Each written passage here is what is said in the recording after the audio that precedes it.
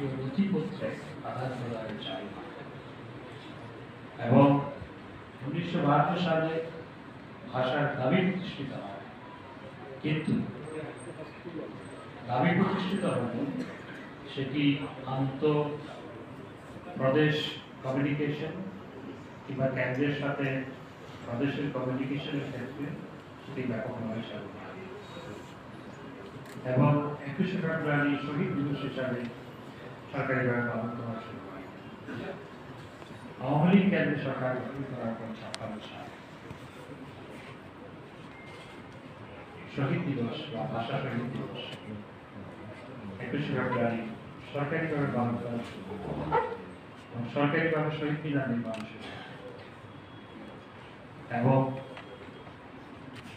আন্তঃপ্রদেশ যোগাযোগের ক্ষেত্রে প্রদেশ এবং কেন্দ্রের মধ্যে যোগাযোগের ক্ষেত্রে বাংলা এবং চালু করা হয়। 47 সালে পাকিস্তান স্বাধীনতা লাভের পর 56 সাল পর্যন্ত পাকিস্তানের কোনো সংবিধান ছিল না। হোসেন শহীদ সোহরাওয়ার্দীর নেতৃত্বে পাকিস্তান প্রথম সংবিধান। এর আগে